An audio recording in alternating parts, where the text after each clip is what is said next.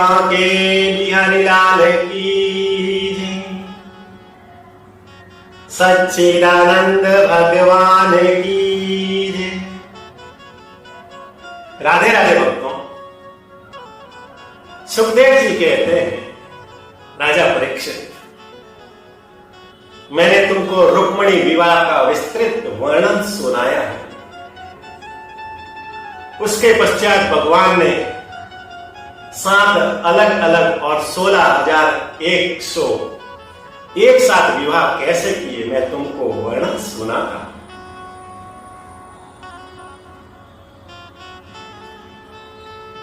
सुखदेव जी कहते हैं कि मैं तुमको जामवंती और सत्यभामा के विवाह का विस्तृत वर्णन सुनाता है।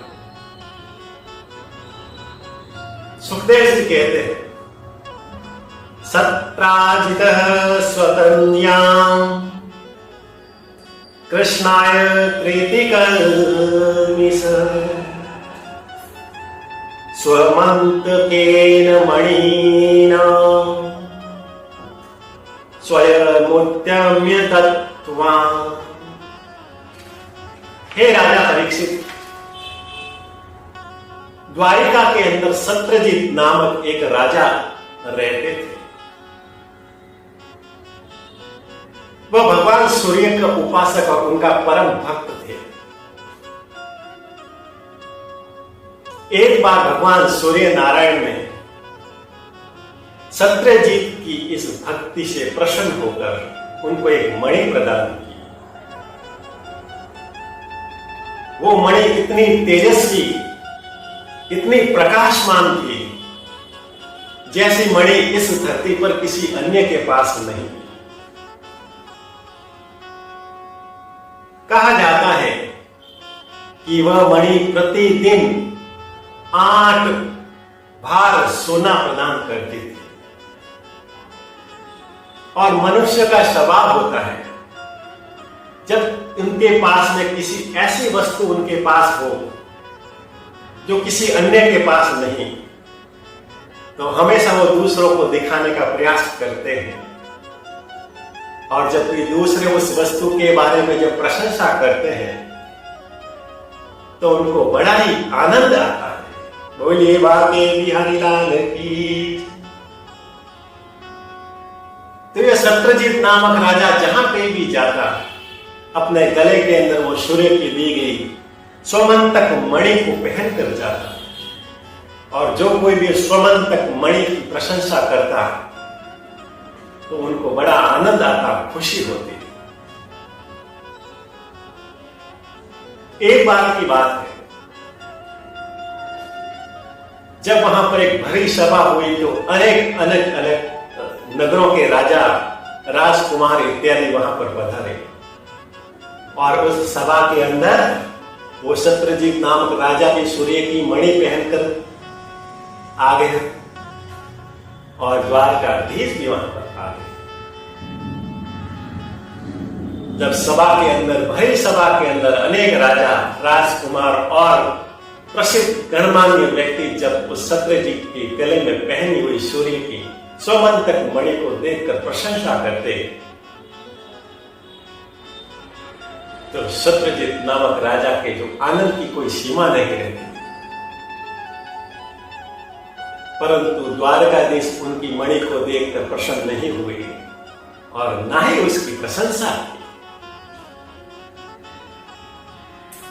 द्वारकाधीश ने भरी सभा के अंदर सत्यजीत नामक राजा को कहा कि हे राजन, ये जो सूर्य के द्वारा आपको दी गई स्वमंतक मणि को मुझे भेंट कर दीजिए। ये द्वारकाधीश के अंदर शोभा बढ़ाएगी और द्वारका के कल्याण के लिए इसका बहुत बड़ा सहयोग होगा। द्वारिका के लोगों का विकास करने के लिए, उनका भला करने के लिए ये मणि मुझे दे दो। सत्यजीत ने उस मणि को देने के लिए द्वारकाधीश को मना कर दिया।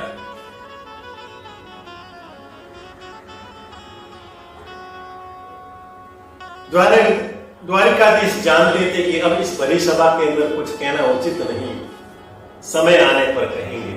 वहां पर शांत रहे और जब सभा से चले गए, एक दिन की बात है, सत्यजीत नामक राजा का जो भाई प्रसेन, उन्होंने अपने भाई से ये स्वमंतक मणि को मांगा और कहा, हे भाई, मुझे ये स्वमंतक मणि दे दो, उसको पहनकर मैं जंगल के अंदर शिकार खेलने के लिए जा रहा हूं।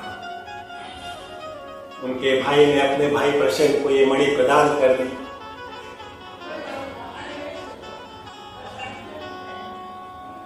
जब प्रसेन राजा ने उस स्वमंतक मणि को पहनकर जंगल के अंदर शिकार के लिए गए, तो वहां पर एक भयंकर शेर से उनकी भेंट हो गई। उस शेर ने उस प्रसेन नामक राजा को मार दिया और वो मणि थी उसको अपने मुंह में उठाकर वहां से चला गया। आगे गया तो उनकी उस शेर की भेंट रीछ से हुई। उस रीछ ने उस शेर को मार दिया और उस मणि को लेकर अपनी गुफा के अंदर चला गया।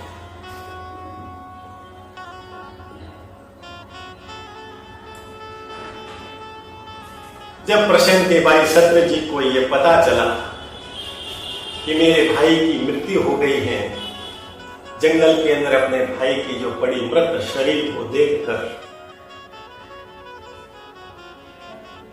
उसको जब लेके जा ही रहे थे तो देखा कि उसके पास में मणि होनी चाहिए थी, वो नहीं।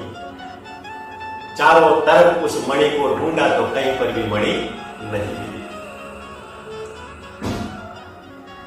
अब हर एक व्यक्ति जिसको भी वो मिलते तो कहते कि मेरी मणि को किसी ने देखा है, मेरे भाई ने ये पहन कर गए थे, भाई के तो मृत शरीर मिल गया, परंतु वो स्वयंतक मणि जो भगवान सूर्य नारायण ने मुझे प्रदान की थी वो मुझे नहीं मिली है। यदि किसी ने आपने किसी देखा हो, किसी को लेते हुए देखा हो तो मुझे बता दो, मैं आपको मुंह मांगा इनाम दूंगा।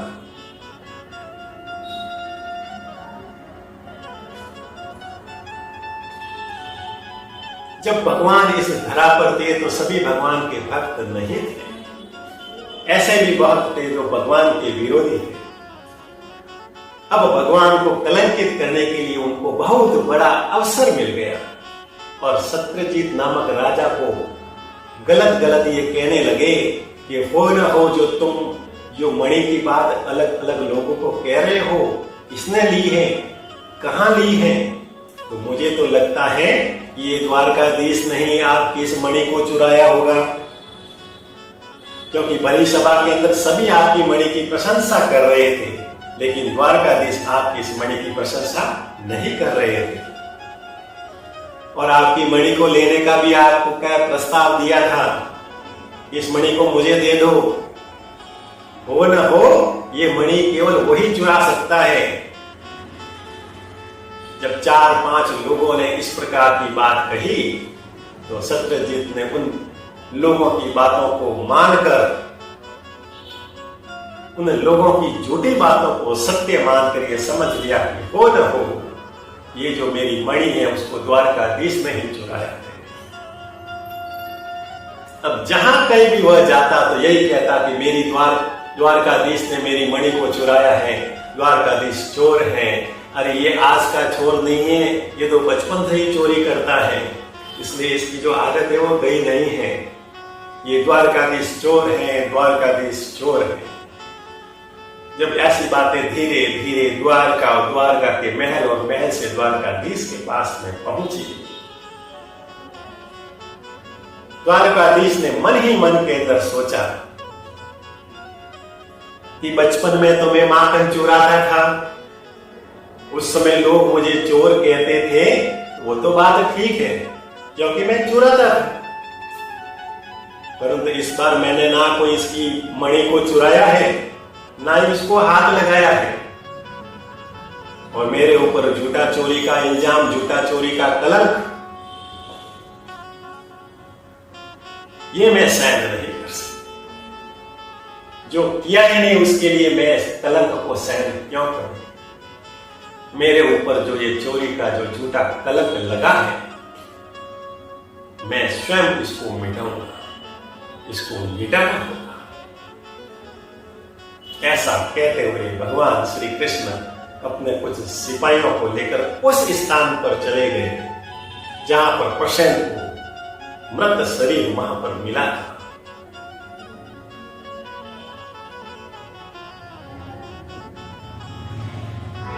वहां पर जब देखा तो लगा कि वहां पर शेर के कुछ पंजों के निशान उनको दिखाई दिए, और जहां जहां शेर के पंजे जिस दिशा की ओर जा रहे थे, भगवान भी उस दिशा की ओर चले गए। जहां शेर के पंजे समाप्त हुए, वहां पर एक रीछ के पंजे दिखाई दिए, और रीछ के पंजों के निशान के दिशा की ओर जब चले गए, चलते चलते चले गए, तो ये रीछ के पंजे एक गुफा में आकर समाप्त हो गए।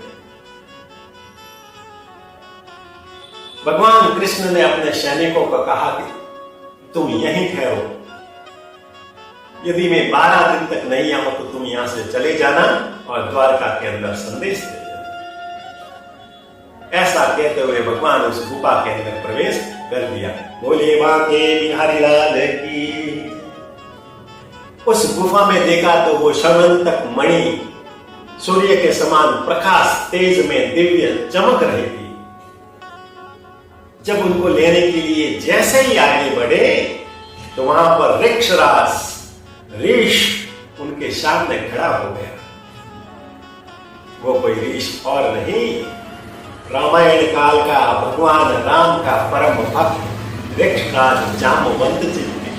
बोलिए जामवंत जी महाराज की।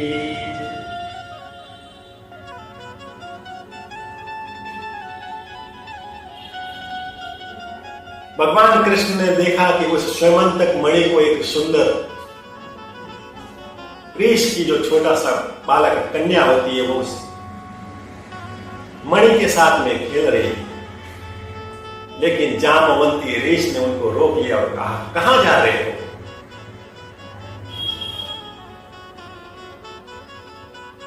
द्वारकाधीश ने कहा कि ये जो मणि आपकी जो बच्चे खेल रहे हैं, वो कोई साधारण मणि नहीं है। ये तो भगवान सूर्य का दिया हुआ बहुत ही सौभाग्यशाली और प्रसिद्ध बहुत बहुमूल्य ये भेंट है।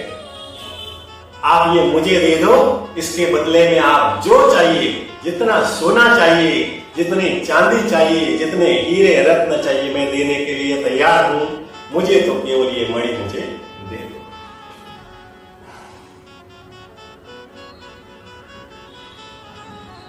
ऋक्षराज ने कहा, जामवंत जी ने कहा कि ये मेरे बच्चों को पसंद आ रही हैं और उनके साथ में हंसी खुशी खेल रहे हैं, इसलिए मैं इस मणि को नहीं दे सकता हूं।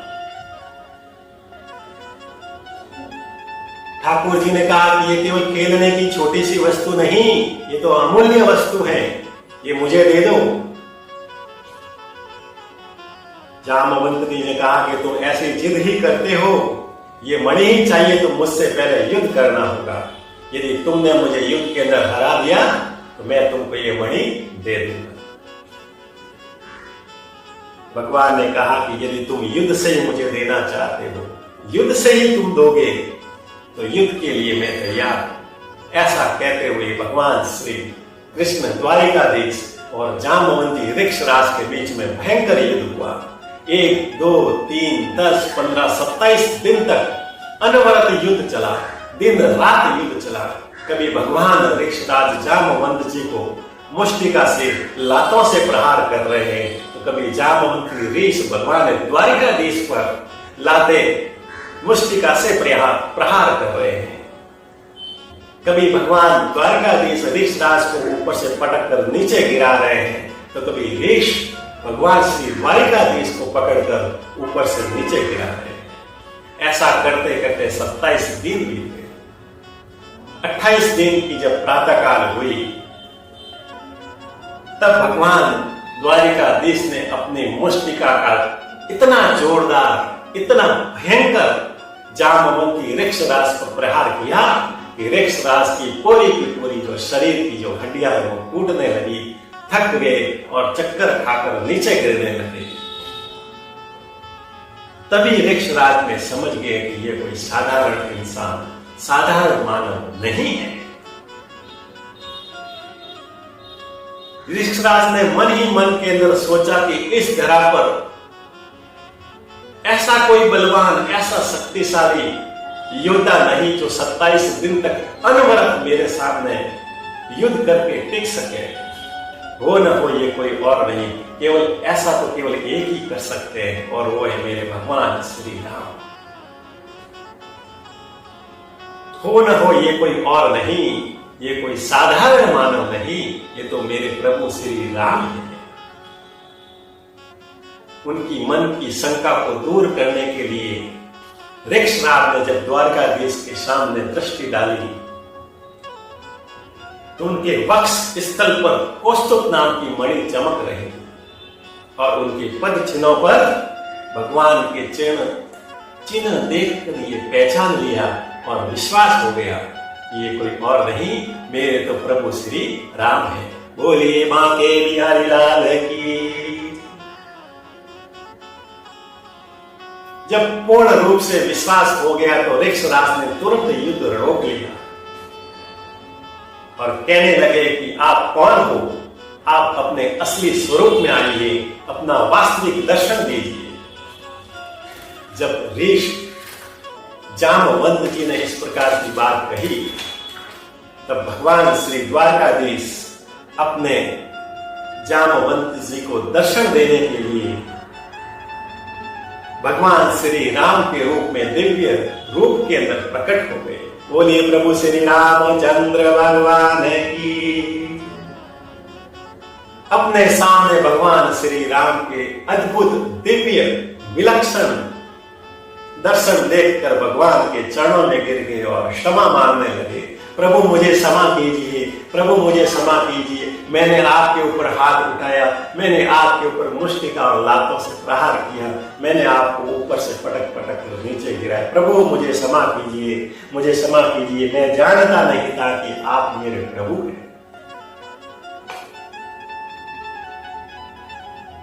ठाकुर जी मुस्कुराने लगे और कहने लगे कि तुमने मेरे ऊपर हाथ उठाया नहीं है, मैंने तुमको आशीर्वाद दिया था, वरदान दिया था, ये मेरी लीला का ही रूप है। तुमने मेरे ऊपर जो हाथ उठाया है वो मेरा एक लीला है, मैंने एक लीला की है जिसके कारण तुमने इस प्रकार से मेरे ऊपर युद्ध किया है। जामवंत जी कहते हैं कि मैं समझ नहीं पा रहा हूं प्रभु, आप कृपया करके मेरी शंका का समाधान कीजिए, विस्तृत रूप से मुझे बताइए आखिर ये क्या है, ये कैसी लीला है जो मैंने अपने प्रभु के ऊपर हाथ उठाया।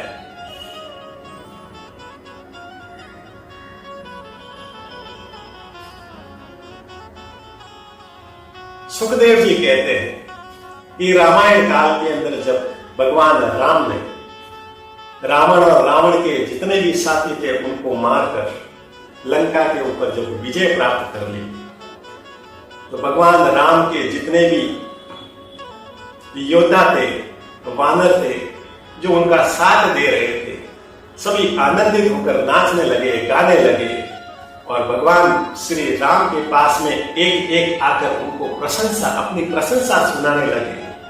कोई कहता है कि मैंने इस राक्षस को मारा, कोई कहता है मैंने इस राक्षस को मारा।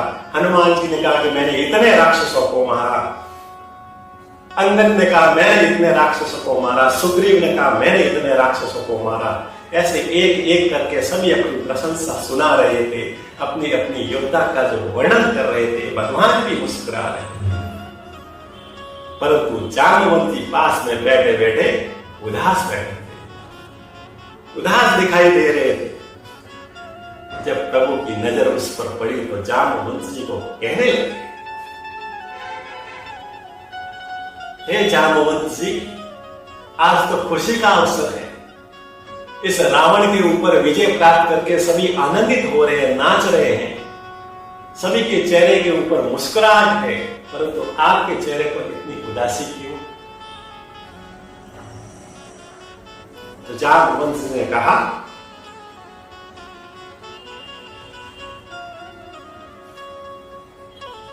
कि सभी ने किसी न किसी के साथ में युद्ध किया, प्रभु मेरी भी इच्छा थी कि मैं भी आपके इस युद्ध के अंदर सहभागी बनता।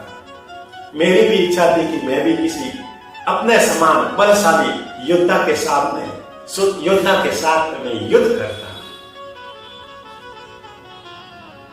परंतु मैं युद्ध नहीं कर सका। प्रभु, इस युद्ध के अंदर मेरे समान बलशाली केवल 2 ही योद्धा थे, एक रावण और दूसरा प्रभु श्री राम आप। अब रावण को तो आपने मार दिया, इसलिए मैं इनके साथ में युद्ध नहीं कर सका। अब रहे आप, तो आपके साथ भला मैं युद्ध कैसे कर सकता हूं? इसलिए मुझे अफसोस हो रहा है, मुझे दुख है कि मैं किसी योद्धा के सामने, किसी योद्धा के साथ में युद्ध नहीं कर सकता। प्रभु श्री राम मुस्कुराए और कहने लगे कि इस जन्म में तो मैं मर्यादित हूं, मर्यादा में बंधा हुआ हूं, इसलिए तुम्हारे साथ में युद्ध तो नहीं कर सकता, क्योंकि तुम मेरे भक्त हो और भक्त के साथ में युद्ध में इस जन्म में मर्यादा में बंधे रहने के कारण युद्ध नहीं कर सकता। परंतु मैं तुमको वरदान देता हूं, आशीर्वाद देता हूं कि द्वापर काल के अंदर मैं कृष्ण अवतार के रूप में आऊंगा और तुम्हारे साथ में युद्ध करके तुम्हारी इच्छा को जरूर पूरा करूंगा। बोलिए भागवत भगवान की।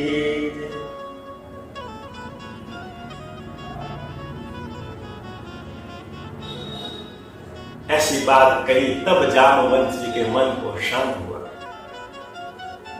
भगवान द्वारकाधीश ने अब मणि की संपूर्ण घटना को जामवंत जी को बताया कि किस प्रकार से मणि की घटना हुई और मेरे ऊपर चोरी का कलंक लगा है और उसको ढूंढते ढूंढते मैं यहां पर आया। कृष्ण ने कहा कि अब मुझे ये मणि भेंट कर दो, ताकि मैं अपने ऊपर लगा हुआ जो चोरी का कलंक है वो मैं मिटा सकूं। जामवंत जी ने कहा, मैं आपको मणि जरूर दूंगा, परंतु ऐसे नहीं, दहेज में। द्वारकाधीश कहते हैं कि आप दहेज का मतलब जानते हो? जामवंत जी ने कहा कि भले मेरी योनि पशु है, लेकिन गुण मानव के समान है। दहेज का अर्थ मैं जानता हूं। मेरी जो पुत्री जामवंती है, उनके साथ में आपको विवाह करना पड़ेगा, और आप मेरी पुत्री के साथ जब विवाह करोगे तो मैं उनके विवाह के लिए जो दहेज दूंगा, उस दहेज के रूप में यह मणि भेंट कर दूंगा। बोलिए भागवत भगवान की।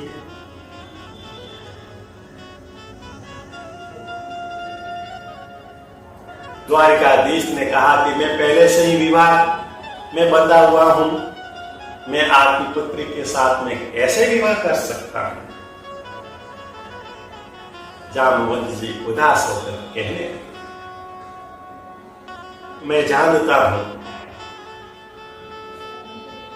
आप रामायण काल के अंदर एक पत्नी के साथ विवाह के मर्यादा में बंधे हुए थे, परंतु इस द्वापर काल के अंदर इस कृष्ण अवतार में आप किसी भी मर्यादा में बंधे हुए नहीं हो। हाँ, यदि हम पशु योनि में हैं, मेरी पुत्री पशु है और कुरूप है, इसलिए आप यदि मना करते हो तो बात अलग है। भगवान मुस्कुराए और कहने लगे,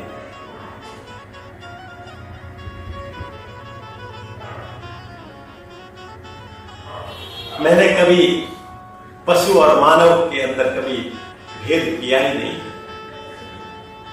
मैंने कभी ऐसा ध्यान दिया ही नहीं कि वो पशु है या कुरूप है। तुम जानते ही हो, मैंने ऐसे बहुत कुरूप और पशु के रूप में अवतार भी लिया। वारा अवतार, नरसिंह अवतार, कश्यप अवतार, मत्स्य अवतार, ये सब मेरे कुरूप और पशु की योनि के ही अवतार हैं। ऐसा कहते हुए भगवान वहां पर विवाह के लिए राजी हो गए। जामवंती अपने हाथों के अंदर पुष्पों की माला लेकर जैसे भगवान को पहनाई, भगवान ने भी अपनी माला को जामवंत जी को पहनाकर जब जामवंती का स्पर्श हो गया, वो पशु से सुंदर स्त्री के रूप में प्रकट हो गई। बोलिए भागवत भगवान की जय। भगवान की दृष्टि और उनका स्पर्श से सुंदर स्त्री के रूप में प्रकट हो गई। दोनों का विवाह हो गया। जामवंत वहां पर उनका विवाह का साक्षी बना और भगवान को उस दहेज के रूप में समंतक मणि को भेंट स्वरूप प्रदान कर दी। भगवान ने जामवंती को लेकर द्वारकाधीश बना। दोनों का वहां पर भव्य विवाह हुआ। फिर द्वारकाधीश ने अनेक राजा और राजकुमारों को बुलाकर एक बहुत बड़ी सभा रखी और उस सभा के अंदर सत्यजीत को भी बुलाया और उनको ये मणि पुनः लौटाई और उस मणि की संपूर्ण घटना को सुनाया कि ये मणि मैंने नहीं चुराई थी, ये तो शेर ने ली और शेर से रीछ के पास और रीछ से मैंने कैसे ली। संपूर्ण जब घटना सुनाई तब सत्यजीत ने भगवान श्री कृष्ण के चरणों में गिरकर क्षमा याचना की। भगवान को कहने लगे कि मुझे माफ कीजिए, मुझे क्षमा कीजिए। मैं कुछ लोगों के बहकावे में आकर उनकी झूठी बात के अंदर आकर आपके ऊपर भयंकर चोरी का कलंक लगाया है, मुझे क्षमा कीजिए। भगवान ने कहा जाओ, तुम मेरी शरण में आए हो, मैं तुमको क्षमा करता हूं। सत्यजीत ने कहा कि नहीं नहीं, मैं ऐसे नहीं मानूंगा कि आपने हृदय से मुझे क्षमा किया। तो ठाकुर जी ने कहा कि तुम ही बताओ कि मैं ऐसा क्या करूं कि तुम मानो कि मैंने हृदय से तुमको क्षमा कर दिया। तब सत्यजीत ने कहा कि मेरी एक पुत्री है सत्यभामा, उनके साथ में आपको विवाह करना पड़ेगा। यदि आप उनके साथ में विवाह करने के लिए राजी होते हो, सहमत होते हो, तभी मैं मानूंगा कि आपने मुझे क्षमा कर दिया है।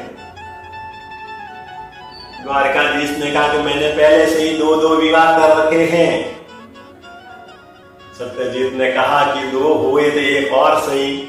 आपने कौन सा इस जन्म के अंदर एक विवाह में बंधने का आपने कोई व्रत ले रखा है? भगवान मुस्कुराए और विवाह के लिए सहमत हो गए। इस प्रकार से भगवान ने तीसरा सत्यभामा के साथ में विवाह कर लिया। बोलिए भागवत भगवान की जय।